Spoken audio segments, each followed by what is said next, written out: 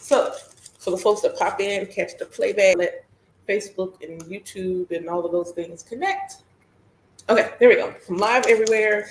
Um, I would wait for folks to jump in before I stop talking, but um, I don't plan on being live for too long. I'm here for a good time, not a long time. I just felt like popping on live this morning, dorking around while I wait for a friend of mine to be available for us to do venerations together. Grand Rising! Hello, Vicky! It's so nice to see you. So, here for a good time, a long time, but I'm so glad to see y'all one time for the TikTok. First in the building. I'm normally not on this early. And this was just some random thoughts that I was having this morning. So it recently, um, recently it came up that my inner child um, uh, was like, hey, we want to tap back into some of the things we liked to do when we were kids. And wait, before I get into that, let me be polite. Y'all came to see me first thing in the morning. Hi, this is Ian Nifredani Omishanko. I'm an Ifa priestess, awakening doula, and spiritual abolitionist for the Black African American diaspora. So, been doing some inner child work, and my inner child was like, yo, can we get back into your magic? Can we get back into your spell work? And I was like, huh. So I hadn't really done, well, in my mind, let me qualify that better. In my mind, I had not been doing any magic or anything. And so I am an Aquarius and I understand the power of words and understand what words mean, et cetera, et cetera. Thank y'all for the likes first thing this morning. And so what I decided to do was look up some words. So the first thing I looked up was the word spell. And so a spell is a spoken word or form of words held to have magic power. So then I was like looking at like when I think of magic power, when I think of the word power, I immediately think Ashe. So magic is Ashe and Ashe is magic. So there we go. So it's the energy, the power. So energy is magic, magic is energy, energy is Ashe, Ashe is magic. So I'm like, okay, cool. A spell also means to state a state of enchantment, um, a strong, compelling influence or attraction. So I'm like, huh, okay. So then I started to begin, the wheels are now turning.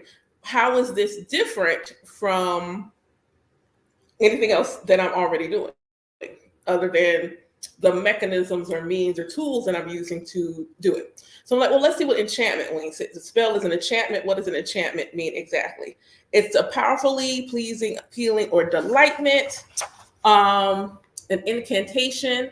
And so an incantation is basically a spell done as part of a ritual. Ikaro, Alafia. So I'm like, okay, cool. So what's magic mean? Because y'all know I like the words. Hi, Crystal. So magic is a use of means believed to have supernatural power. That's important over natural forces. It's an extraordinary power or influence seemingly from a supernatural force. So here we go. So now consider what Ebo or Reiki prayer and ritual are in it from E5, and consider the use of your just by another name. A rose by any other name is still a rose. So a spell by any other name is still a spell. Whether you're doing as part of spell work, whether you just told spell work, if you're doing a ritual, if I am performing an ebo for somebody, myself, somebody else, whatever, I'm giving an offering. And in that, what am I going to do? Thank you for sharing. So what am I doing? I'm going to say some prayers. I'm doing Oriki. Or Ricky more accurately is praise poetry for invocations and reverence. So, because we prayers root is beg, and we're not begging in that moment. We already know what we're giving. We already know why we're giving it, and we know the intention. So we're not begging for it. We're simply moving ourselves into alignment for that which is already ours, or that which already belongs to the individual. We're just moving the energy into alignment. So that's what that is. That's a spell. And so I was thinking about that. I said, okay, what the disconnect for me had been was that I didn't realize the one and the same. Because again, your thoughts become your reality. So if in my mind, what I'm already doing, things that I do are not spells, then my inner child is going to not understand that no, we're still actually working our magic.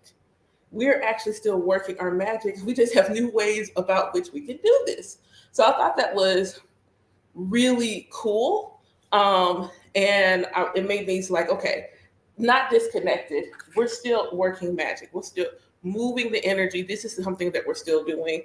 That's still a thing. So this morning, I got to thinking about my very first spell jar, because one of the things that also came up is that I should make some more. I should make a spell jar, because that's something I haven't done in a while. So again, it is not a lack of magic in my life. It is sometimes going back to the roots. Where you started can actually help see where you are going. So I'm like, okay, cool. I haven't done a spell jar in ages. And as I was writing, I was thinking about my first spell jar. So, first spell jar, I first thought the idea of being able to do a spell jar was the coolest thing. And I did two of them. So, the first one was a goddess jar, because I was doing self love work. And so I was doing work on me. I was doing work to help me feel better about me. And I will never forget this jar, because when I say I put some stank on that thing and didn't realize that I could, I put stank on the thing and didn't realize that I could. So someone say I made a sweet jar, which is what it was, because it was full of honey and sugar. But I remember like almost muscle memory. I remember having the feeling was muscle memory being part of the equation, because I'm sitting there and I'm like, okay, first off, what are my intentions? What is it that I want this jar to? Sorry, my phone rang. What is it that I want this jar to feel like? Um, um,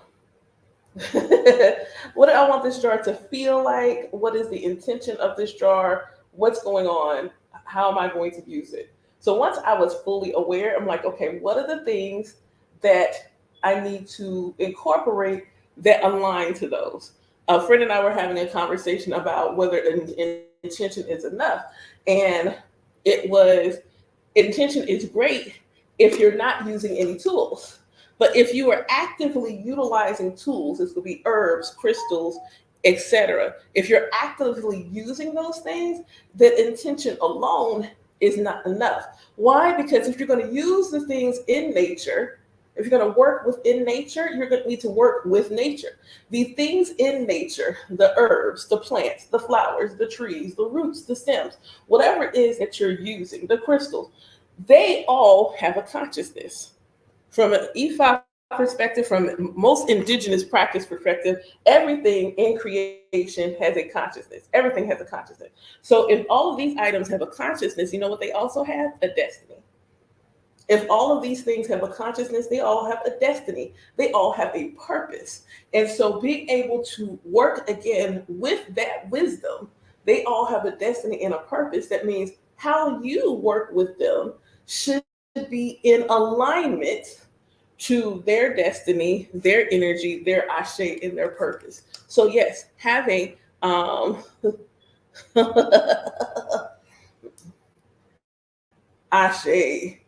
I wish I could remember my kids one as a kid, because I'm pretty sure I remember one at 19. But that's a story for another day. Um, but being able to say, okay, I'm going to do a spell for money, um, and but you're saying I'm going to put I'm trying to think of something brown, something brown in it. Okay, cool. Like, so why is that brown item in it? And it's like, okay, so the brown item is in it because I just want to put a brown item in it. And as long as I have good intention, no. What is its role? So if the brown item is in there because you want to ground that particular ground that money in there. You want that money to stay and want it to be rooted to you. Okay, cool. But if that you don't know, you're just throwing some things in there, it's not enough. And you're not honoring the destiny of the item or items that you are trying to use. They all have a purpose. So my first spell jar, that's what I did. I did a lot of like searching and finding and hunting and trusting my intuition that what I was searching and finding and hunting and learning would be effective. Then I was like, okay, am I, and for me personally, and when I say my first spell, this is the first spell that I remember. Well, this is the first spell that I'll share. I in it that I knew I was casting. That's the first spell I knew I was casting. I know I cast another one unintentionally, but I'm not. So with this spell jar, I'm like, okay, goddess energy. What do I want? So flowers. I want sweetness. So I got honey and I got sugar. I want flow. So I included water, things like that. So this is how I put the appropriate crystals, all those things together. And then it was like you should see what energy is supporting you as you do this. Okay, cool. So at the time, my first tarot deck was a mythical goddess tarot deck, and I had been using it for a while. And I was like, okay, bet I'll ask the cards who's helping me because the major arcana in the deck were all different goddesses. And so I sat there for a moment, and I had a number in my head, and went ahead and threw that number. And what's really cool is all I used the whole deck, but all I got were major arcana. And I'm like, okay, bet. Okay, cool. So I'm sitting there, I have my workspace and I have my altar, and I'm putting the jar together and I'm listening to music that makes me feel like a goddess and all these things. So all the elements are in there, and I'm talking to each item. Thank you for whatever that I'm using that item for. So I'm giving gratitude, saying thanks, and then allowing, before I even knew that I could moving energy into this jar. And I timed it really perfectly because I timed it in conjunction, I think, with the full moon. So with my small collection of crystals and things, I put it outside. Next morning, I go outside, retrieve all my items, and I pick up the jar. And I was like, ooh, and I put it down. And then I picked it back up again. And I'm like, ooh, I'm like, oh, snap, is that you feeling like that? Oh, wow. That is so cool. Every time I walked past that jar, I just felt powerful. Every time I walked past it. And I had it for the longest until it broke. Hi. I had it for the longest until it broke. It had basically fulfilled its purpose. Its purpose was to be there to help remind me that I was a goddess. And so once I didn't need reminding anymore, it broke. I don't remember what happened to it. It was like such a freak, like it shattered, and I'm just like, bruh. But I realized, I didn't need it anymore. So it didn't need to hold that space. So in thinking about things like that, I was like, okay, it was fun. It wasn't like this thing where the energy around when I was doing it, how I was doing it was fun. And I was like, okay, I need to. So my inner child the other day was also reminding me to get back to having fun with my magic. Get back to having fun. Don't have to be so serious. Really make my ritual fun. Make my ritual spaces fun, because it doesn't have to be stuffy, because I'm not inherently a stuffy individual. So my magic should be reflective of that. And when I'm looking at things like ritual and things like that and setting the space and be able to have fun, even when you're doing something important, like you're smiling, you're laughing, whatever the case may be, that is influencing your vibration and it's actually raising it. So making sure there is fun in your ritual, fun in your spiritual practice, fun in your magic is one of those things that has become an important part of me and my own journey.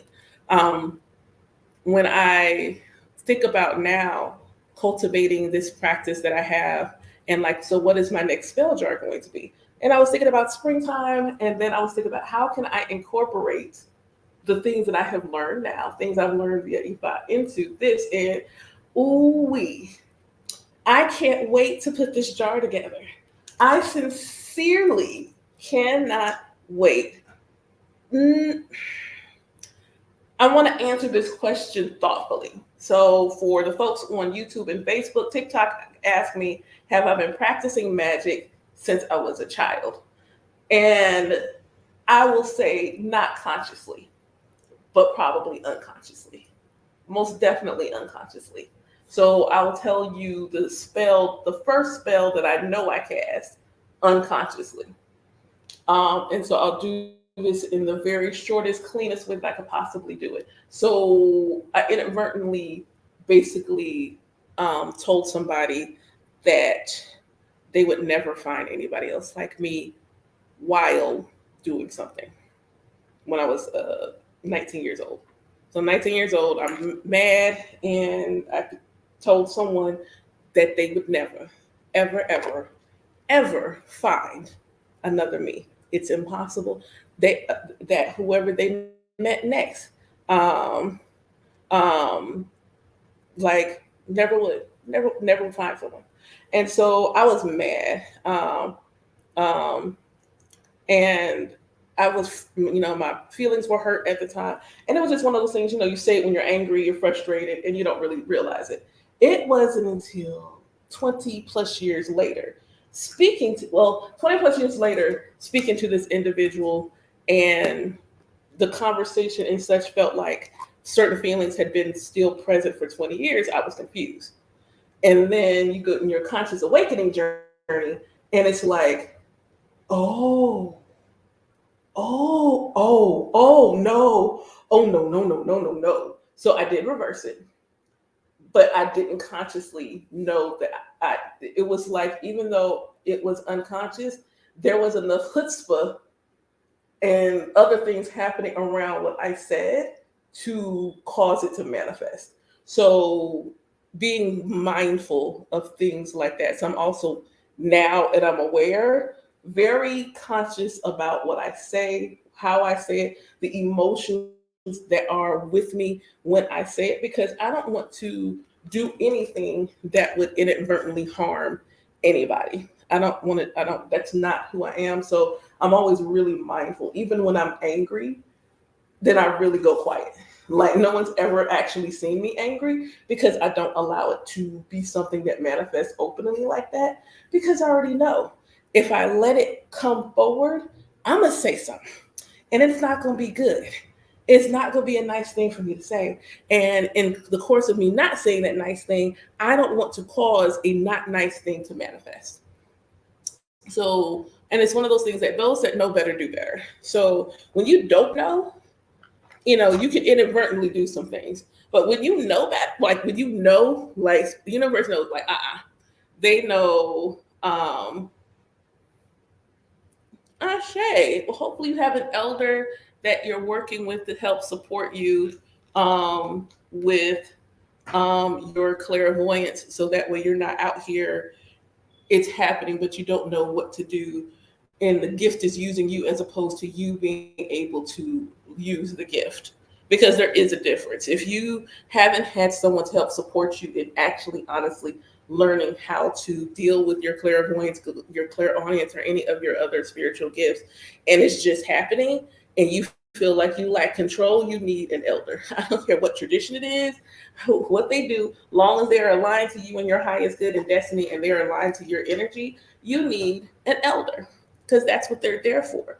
They are there to help support you in your spiritual walk, so that they're not here to be a crutch. They're here to help you stand on your own. But I tell my goddaughters all the time, your gift should not use you. Every time I see somebody talking about I'm an empath, so I have to stay in the house because, oh my God, people. And I'd be like, oh my God, where are your boundaries? Oh my God, where's your elder? Oh my God, where's your mentor, your support, somebody to help you put better boundaries in place, because the sole fact that you are, I'm a full clairsentient and empath, because you can be one, not the other. I am clairsentient and I am an empath. Um, and being able to uh, pay attention to when my boundaries are weak and I'm picking up, other people's ish that doesn't belong to me, then I know my boundaries are not set in a way that it's going to be supportive for my highest good. But at no point have I felt like, since I've consciously been aware of my gifts, that I needed to sit someplace in hiding because, oh my God, I don't know what to do with my gift. If you feel that way, you're not doing it. Like, you're not being supported. And in terms of how to you find a mentor, you find a spiritual mentor the same way you find your corporate mentor. Like, that's the honest truth. You getting a mentor for anything is the same across the board. What you are looking for may be different. What you're looking for your mentor may differ from a corporate environment to a spiritual environment, but how you vet, how you find, how you determine if this person should or should not be supporting you in your journey is the same. So when you look at something like, okay, you want a spiritual mentor. So first off is, what is your spiritual practice going to look like? Do you want someone that is open to multiple spiritual walks, or you want it to be focused on one particular spiritual walk? Do you want someone that is inherently a medium and or oracle, because you feel like you might be a medium or oracle, so you want someone that has those gifts so they can help support you in using your own gifts? Do you want someone that lives locally? Are you okay with meeting via Zoom? How do they teach? What is their teaching style?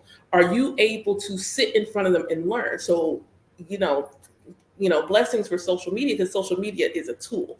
So this is a tool that you can use to build your network, to see who are the mentors, who are the elders out there who are taking on students, who are teaching. Are they teaching in their videos on social media? And if so, are you able to learn? Do you feel like you just got beat up? And is that what you like? Like, some people like that. Some people want a teacher that's going to beat them up mentally, emotionally. And I'm like, okay, go off, do you, boo? Whatever, that's your destiny and not mine. I got nothing to do with that. You need to make sure that the person that you're looking for is someone that is going to nurture and support your journey and is aligned to you. You don't jump at the first one you see. You vet them like you do anything else. And then when you're sure if this is someone from a spiritual perspective, if they do readings, get a reading from them. Book a reading. Pay for a reading and get a reading from them, because the way they deliver the information in your divination, your reading, or anything else will tell you whether or not you can work with this person. Because a divination is a class, and this is coming through now. So this is new. This is nothing like this is coming out. When you go to divination, you're going to class because you're learning something. You're being educated about something in that moment. You have a question, a concern, a wondering. You are looking for information. The person giving you the information is sharing knowledge and wisdom to you. So when you go into divination, when you go to a reading, you are going to class. And this is this opportunity for the person speaking to you to teach you something, to show something to you, to illuminate something for you. They don't have the answers. They're basically teaching you to understand the messages that you are already being given and help you to just understand what's been told to you. They're just simply helping you to understand what already has been told. They don't have the answer. You have the answer. They just have access to your energy so they can hear the answer that has been given to you. And if you don't learn anything about you, your situation, yourself, or anything during that conversation, then that is not your teacher. If you don't like how they gave the information to you. So you may have learned the information, but you don't like how they delivered it to you. And this, make sure you check ego at the door, because if they tell you the problem is you, if you are in this walk, if you have decided to incorporate spirituality into your religious life, and I say that purposely because Abrahamic religions are not the end all be all religion. If you believe in a higher power, then you are religious, period. You can look the word up. That's what it means. It doesn't mean Christian. It doesn't mean Jewish. It doesn't mean Muslim. It means you believe in a higher power. And the majority of spiritual folks believe in some sort of higher source energy. That means you're all religious. You haven't left religion. You left the Abrahamic religions, but you haven't left religion. You are still religious, and you have incorporated spirituality because this is what you do with the wisdom that there are spirits and high energies around you supporting in your journey. That's what spirituality is. Spirituality is the knowing associated with religion and which the actions you take with that information. So understanding that in that particular vein, that you're, however you're moving through it, what does it feel like when you engage with that individual? Get the reading, see if you learn something, watch their content, put all that information together and vet them. And then once you feel like, hey, I really feel like this person, I can learn from them, then ask them. Ask them, like, hey, are you taking students? Are you taking a mentorship? And knowledge applied turns to wisdom. Knowledge applied turns to wisdom. You can have this knowledge and not use it, but once you start to use it and pay attention to what happens when you do, this is how you cultivate wisdom. This is how you cultivate wisdom. So you make wise decisions when you are, and also understand you may feel a draw to someone to mentor you, but you also may not be aligned to them to be your mentor. It has to be on both sides. It could be all good and you're like, oh my God, they're wonderful, blah, blah, blah.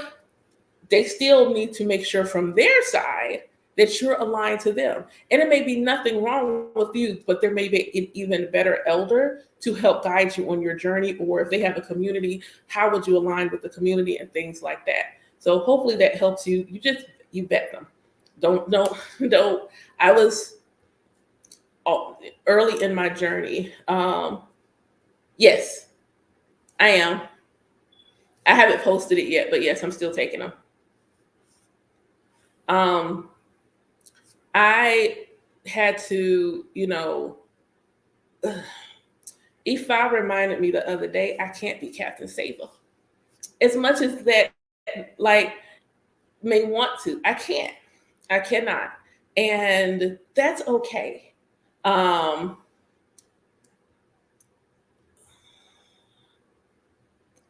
So I'm gonna finish this thought and then I'm gonna respond to that. When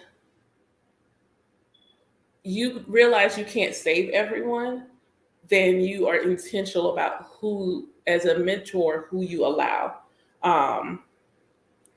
into your space, because you're not meant to save everybody. And the story that was given to me in that Odu was a story about Orunmila going for divination and Orunmila being someone that everybody went to for help. And Orunmila wanted to know, how can I best offer deliverance to people when they come to me? And so Ifa was like, here's your Ebo. And also awareness that when you give this, what's going to happen is Ishu's going to make sure only people who are ready to receive that from you come to you. And I had to really, I really had to sit with that. It's like, I know, I see people, I will watch their content, post things like that, and be like, I got this going on. And then I come back 2 weeks later, I still got the same thing going on. And I come back to it, and I'll be like, dang, and it'd be wild because they'd be like, yo, I love all of your content. You do, but you don't act on it respectfully. You don't do nothing with it. You don't reach out. You don't say, hey, can I get a reading? And I mean, and this has nothing to do with tradition, because trust and believe, I have at least 2 regular clients who are Christian. I have a Christian and a Catholic client. Regular, come back, getting readings, getting divination. One is completely Catholic, has no plans on changing, and one is completely Christian, no plans on changing. It is in alignment for them two. Ifa is calling, and they receive the medicine of Ifa in the way they need to. They get their Ori cleansed with me. They do all these things with me. They come to my classes. They get divination. So either way, they get in the medicine. even if it's indirect, they're not practicing, but they're coming to at least see the doctor, if you will, that is able to administer the medicine in a way that they still receive what they need to help them be most in alignment with their destiny. So, understanding that, it's like, okay, I'm in a space now where I can't let anyone in. Like, I can see how the community is shaping up, and it can't just be anyone. And understanding that even for my community, there is a ritual you have to do to be a part of the community. Like, you have to do this in order to for me to like be able to get a yes from Ifa. This is something everyone must do, and they must do it to in totality, to completion, in order for them to get a chance for Ifa to tell me yes. For my ancestors, especially my ancestors, heavy on the ancestors, heavy on my ancestors. Like, nah, if they don't do this, we're not letting them in. That's respectfully. If you don't do this work, they can't come. They can't come. No matter how bad you know you can help them, if they do not do this exercise, if they do not do this ritual, they can't come. So, just as an FYI, the ritual that is required for any of my godddaughters from someone to become one of my goddaughters, or and I want to qualify that if they are under the age of 18, I am taking children as well. It's because I actually have a few children in my Elay. Um, but in terms of the adults, they're all goddaughters. Um, but April 7th, that particular ritual is open. I just posted about it. I don't think I've posted it on here yet. I think it's just on my Facebook right now, but I'll be posting it here later. To do this 7-day ritual to bring their head and heart in alignment. And so if you come and join in with us during those 7 days. So it would be a logical fit. If I would be a logical fit because you're Nigerian, it doesn't mean it's a good fit. Now, I will say the wisdom in a personal experience, Ifa in a very generalized sense has medicine for everyone. Ifa for me and my lineage and the way that I teach about Ifa is a self-love religion. Everybody can benefit from self-love, and everyone can benefit from self-love. Everybody can receive healing and medicine in the form of self-love through Ifa. So from a very generalized sense, yes, Ifa would likely be good for you if you are Nigerian. It doesn't mean it is the path that you should initiate into, but you will likely be able to receive some medicine that will enrich and lift your life up simply because of the nature of what Ifa is. Not because it's a Yoruba tradition or anything like that. It's because of the nature of what Ifa is and how Ifa has you show up in the world. And if you're someone who is ready to take personal accountability for your co-creation process, personal accountability for the things in your life, because yes, personal accountability for the way you are either allowing or not allowing things in your life. If you're ready to do that and you're ready to really have a better relationship with yourself, because that's the foundation right there. Your relationship with yourself and who you are influences how you interact with all other energies that are also part of your being. If you think yourself small, you are not going to think that the energies known as the Orishas, the Iranomole, that they are part of you. They're always going to be this big, large deity that is separate from you. You're not going to be able to see that energy in yourself when the truth is they are a part of you. They're not separate.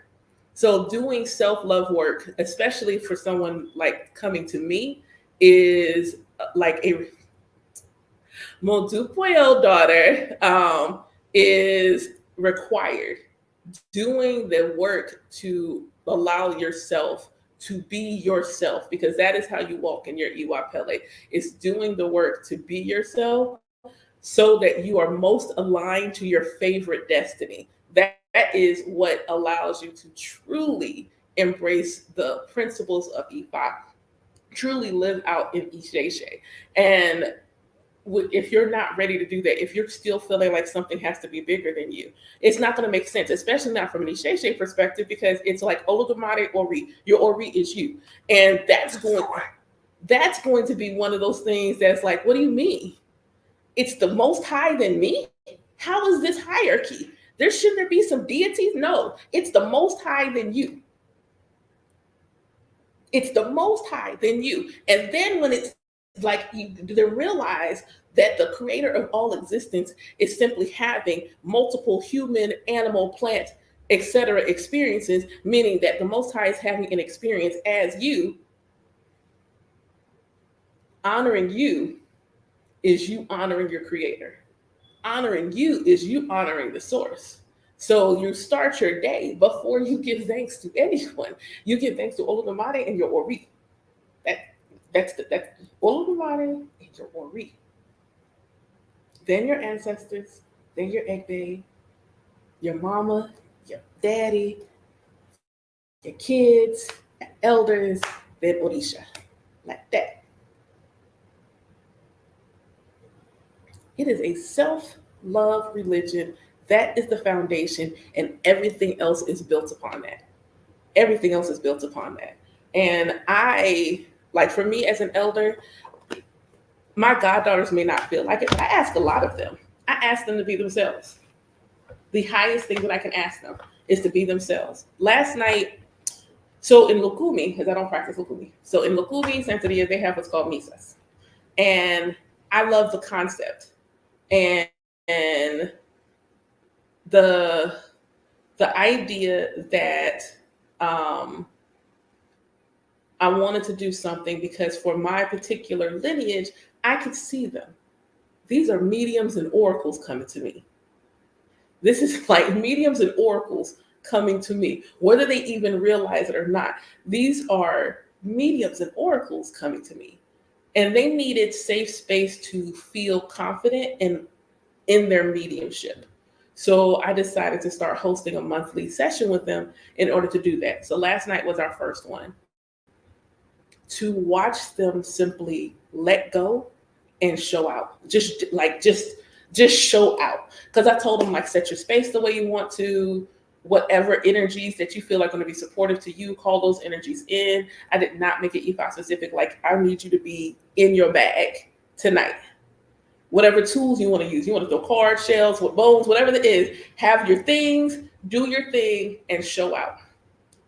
And to watch them just flow between each other. And there was no ego. Oh my God, it was so beautiful because there was just no ego involved.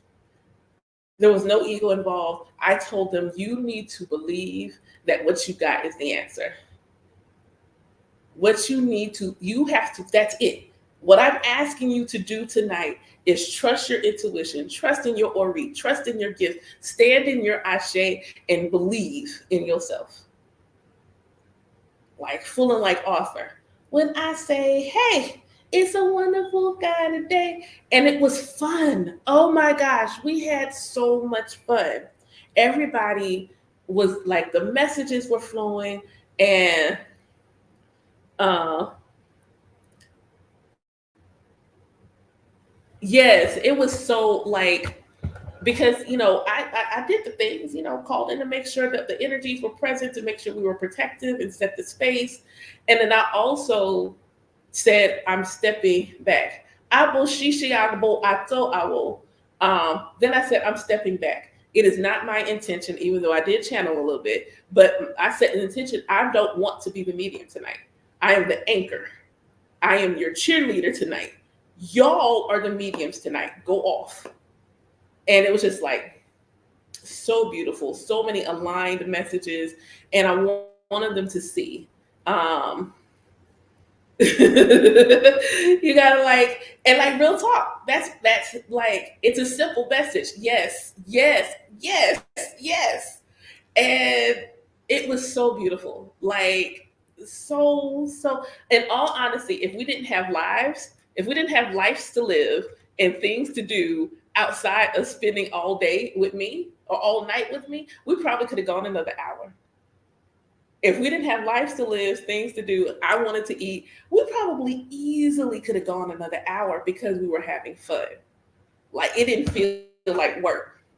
We were just having fun, vibing. And I'm just like, this is it right here.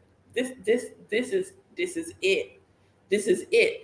And understanding the magic. The other thing that I've realized recently is that I'm going to say this way because it's the best way for me to get the point across. So I don't mean this in a very literal sense, but it is, I do mean it.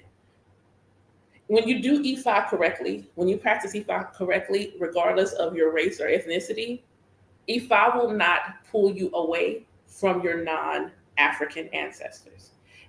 If anything, EFI will bring you closer to your entire ancestral body. When you do it correctly, EFI will challenge you to honor your collective ancestral body and do the work of elevating them all and not single anybody out.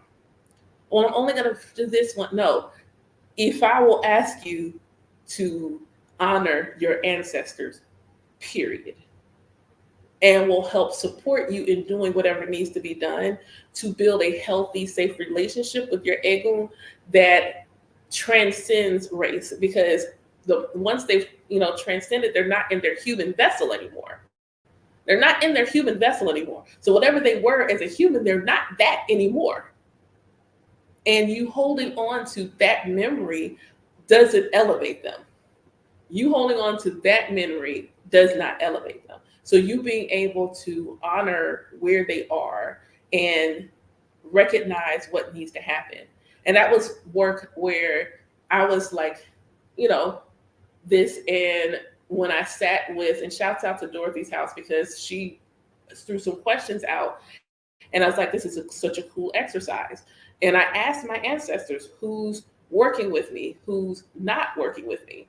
And I am like, okay, let's just, see what that looks like. And then I asked, I was really specific because I'm like, okay, I'm going to ask, do I have any Swedish? Because I have some Swedish ancestry. Do I have any Swedish ancestors working with me? Okay. Do I have any Danish ancestors working with me? Okay. Do I have any Irish ancestors working with me? Irish, I knew. No one had to really tell. I didn't need the confirmation. It was cool to get the confirmation on Irish, but the way Brigitte be showing up, I knew the Irish ancestors were working with me. That was a no-brainer for me. I knew. I paused before I got to English, but I got English ancestors working with me. Then I asked the question that nobody wants to ask. Do I have ancestors that own slaves in their human life working with me? All right. Okay. And the aha moment I got is a lot of times we may ask something of the collective ancestor body, but a lot of times we need to be more specific. So I took the example of abundance and prosperity and money. And like you may be asking your collective ancestral body for money, but there may be specific ancestors who had a strong relationship with money in their human lives that are using that bond to help enrich the money in your life. But if you're not calling them, you're not acknowledging them, there's only so much they can do. But when you go to them directly, now they really can go off. Now they can really go off and do what it is they really want to do. And it's like, what if my non-melanated ancestors are the ones that want to help me secure the bag? And I'm like, oh God. So when I don't know their names though, that's one of the things about being Black in the diaspora is I don't know my non-melanated Egun's names. I know their ancestry, but I don't know their names. And I'm saying non-melanated not because of a social media reason. It's because part of the elevation work that I feel like has to happen is to stop calling them white. Because white is a construct that was created to put other people in subjugation. And I might have been channeling just then.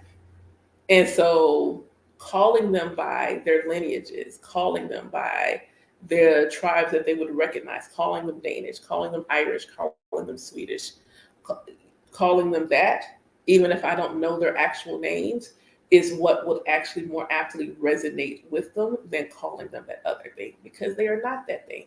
That is a construct used to subjugate. And if I'm trying to elevate them, I need to elevate them to what was taken um, from them. I need to give them back that which was stolen. Give them back their roots. Give them back their culture that was stolen when that particular construct was put in place. So that's, a personal thing for me. And so I don't call them that. I don't have any like that. I don't call them that. And that's even that part of it was a new, like, oh, light bulb moment for me. That was a new light bulb moment for me. So yeah. I want to answer the question, but I started channeling, so sorry. But someone asked, she asked, said something about someone speaking negatively over her and had been doing so in the childhood and things were manifesting. When you don't know who you are and your power, then leading up until that moment, it is easy for the outside influences to have influence. But what happens is when you going through a conscious awakening is not something, your experience is individual. This is the way. But you should not be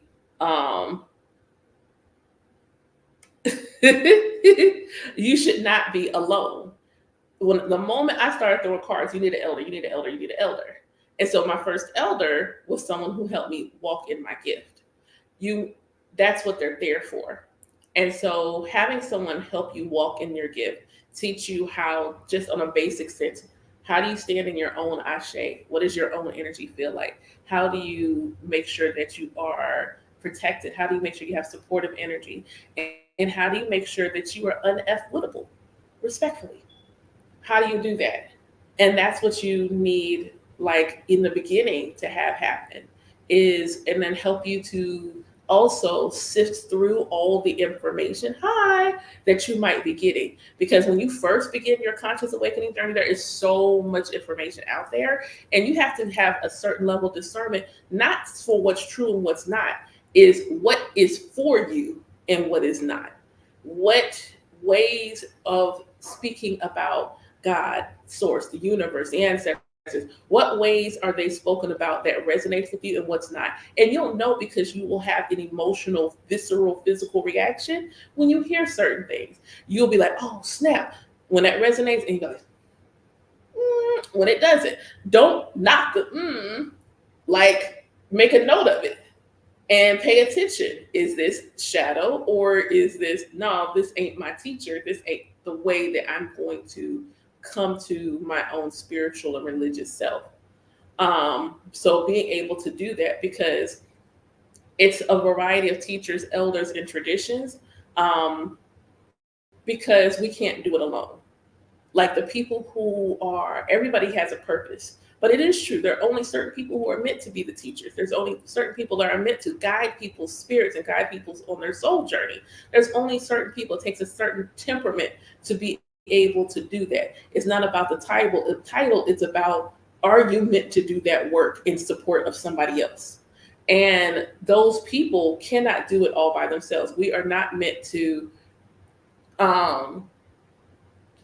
save the world individually. And the way I was reminded of this is Avengers and the Justice League, superheroes. All these superheroes, many of them with godlike powers, none of them saved the universe, the earth, alone. It's like, as powerful as Superman is, he still needs the Justice League to help him save the world.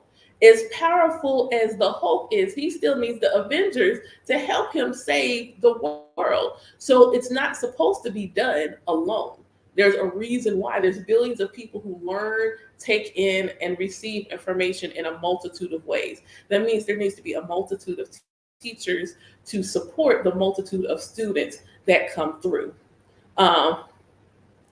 Exactly. Like understanding that the moment you realize you are the director in your movie, that is your life, like you are the one that needs to do that. And yes, there are going to be times when you need support. I need support. I reached out to my god sibling the other day. because I had some things going on with my health, and I really just wanted to I can do Reiki on myself, but self care, I wanted someone to do it for me. Like, I didn't want to have to do it for myself. I wanted someone to do it for me. And because I let someone do it for me, I was able to thoroughly enjoy the process, which better supported the healing work that I wanted done in that moment. I can always give myself Reiki. That's a no brainer. But to be able to simply listen, be guided, be supported, lay in my grass in the sun, because that's what I was able to do, is put my sleeping bag in the middle of my front yard, prop my phone up beside me, lay down, and let someone give me Reiki. That was the most beautiful thing. Yes, and that's what that community is for. So don't feel like going to someone. The healers need healers too. Like, we be doing all this work for anybody else. Like, why can't we go to someone? That sounds crazy. That sounds crazy. But understand, the protection work and things like that. Like, I'm doing that. Like, it's cool. I love that my goddaughters and other people close to me are so protective and nurturing and all the things for me. One just called me yesterday morning, actually, like, "Hey, are you good? Are you okay?" I'm just like, "I'm good, I'm okay." But why did you ask me that?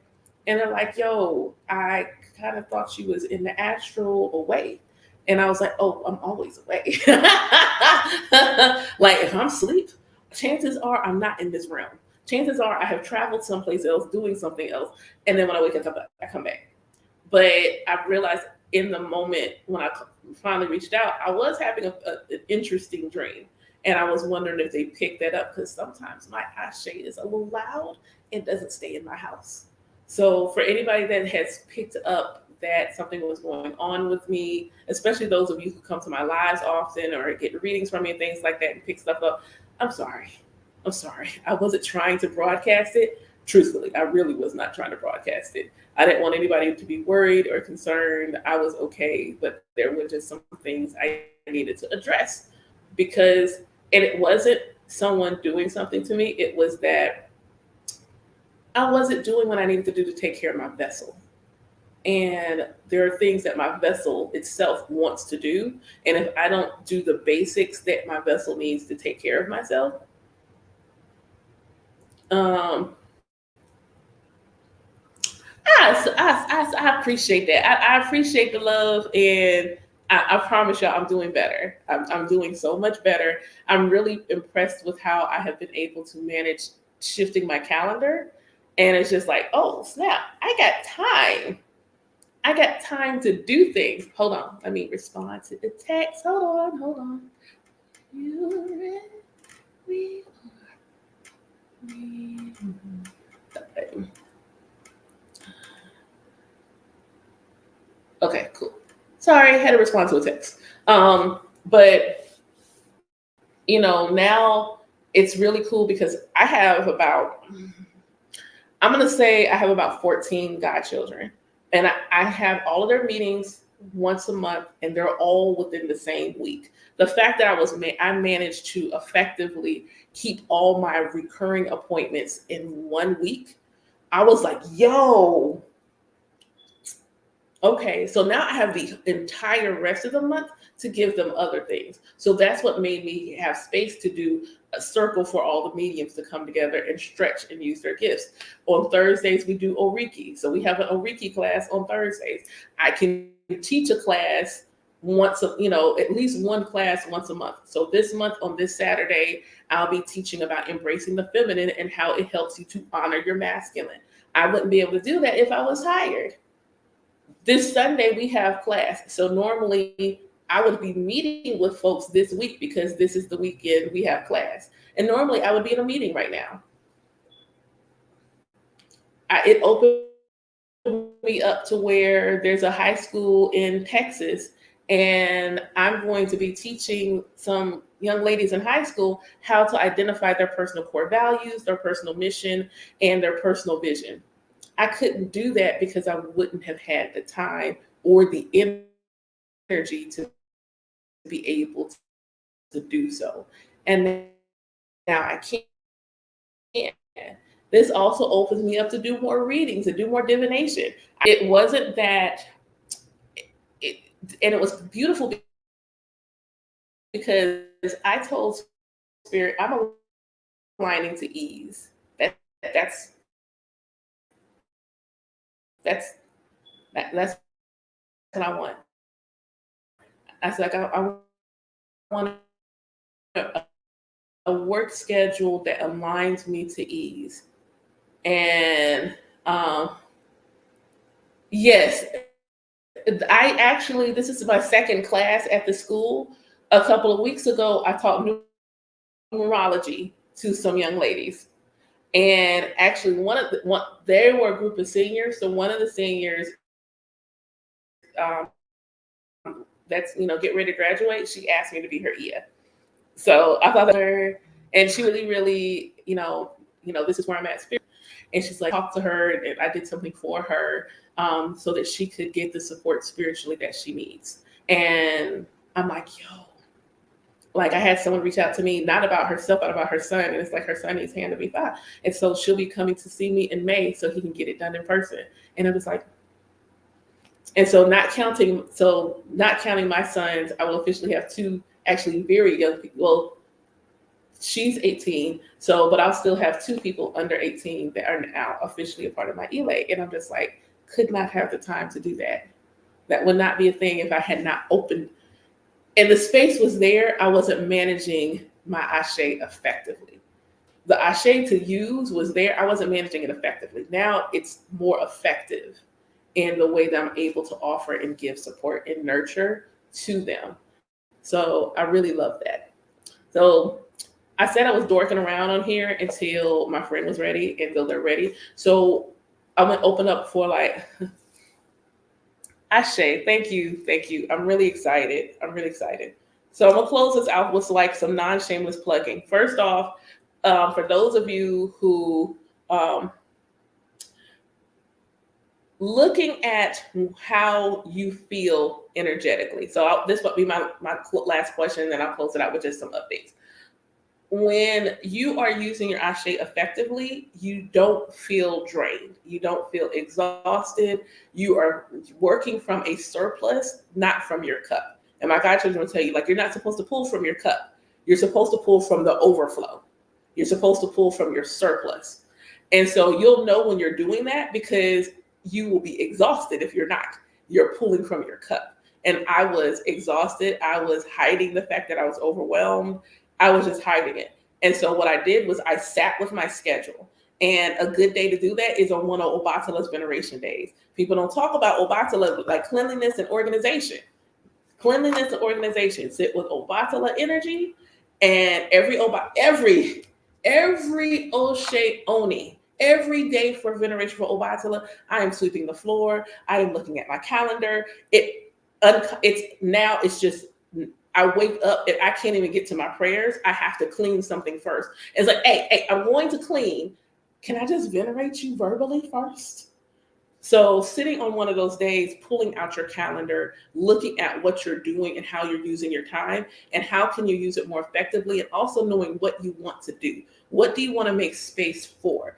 And are you wanting to align with ease, or do you want to hustle? I don't want to hustle. I don't want to work hard. I don't want to stay up, burn the midnight oil. I don't want to do that. I don't want to work 5 days a week. I don't want to do that. So how can I make this work for me? Okay, cool. Get all of your appointments in 1 week. And so I made myself a little calendar for the week and moved everybody around so that I could get them all in 1 week. And that's what I was able to do. And so doing things like that helps you to manage everything well. I drew it. Like I totally drew it on a piece of paper. I totally drew it on a piece of paper. It just was like Monday, Tuesday, Wednesday, Thursday. I wrote everybody's names on a piece of paper, and then I made the time slots. I mean, I can make a calendar. Y'all give me a couple of days. I can make a calendar, but like real talk, I drew it on a piece of paper. Now, what is on my website, for those of you who either are diviners, who get E5 divination, I made a divination journal specifically for DAFA. I am super proud of it. I ordered my own tangible copy, so I'll do a video when I have the tangible copy. But do feel free to go check it out on my website. It has a space for you to write what Odu you got. Is this Odu in E-Ray? What is the Odu that's the opposite that offers the medicine for that particular Odu if it is not in E-Ray? Who's speaking in the Odu? What evos are being called for? What is Ifa saying to you? And what was your experience upon after receiving the divination, so you can see how the Odu played out. So this is something I wanted to do really early in my journey because that's how I journal my divinations. I have every Odu, every divination I have ever received since I started receiving them. And this is a great tool if you are a diviner and you're just wanting to see how Odu manifests, because that's how Odu evolves. And we get more stories to add to the Odu. It's people actually telling the story of how the Odu showed up in their life. If you are someone who gets Ifa divination on a regular basis and you want to have something to refer back to, because the reason I write all of mine down is because sometimes I'll get an Odu and realize I got it previously, and I will go see what the actual interpretation is with that last time to see if that's what's playing out now, or is it something different? And I can compare how the energies look different. So for those of you who are interested, it is on my website. I think it's only $16 or something like that on my website, and it is spiral bound, so you can lay it out flat and everything. It is spiral bound, so I'm really super excited, and I got a shirt coming. So the shirt's supposed to come to me today, and so I will do another. If I have time, I'll pop on live and show the shirt. If I have time, I'll pop online and show the shirt. Thank you. So niasdivinegarden.com is the website. Link is in the bio. I'm going to go because I'm going to get celebrating somebody's Odunfa in a few minutes, and they are ready to go. So thank y'all so much again for watching. Make sure y'all give the sister a follow. Go join my mailing list. The calendar is open for bookings. You can just use the pay link in my link tree, and I'll reach out to schedule something if you want to book something. Take care. Bye.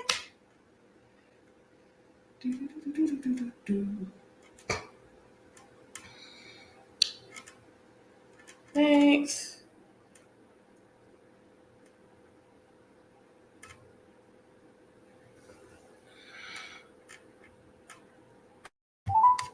The number you are trying to call is not reachable. What? Yes. 6180. Oh, you mean it's not reachable?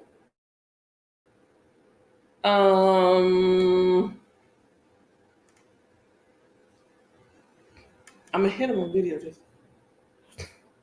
Dude, like I called you and it's like the number you are calling is not reachable. Pause. What do you mean? What do you mean it's not reachable?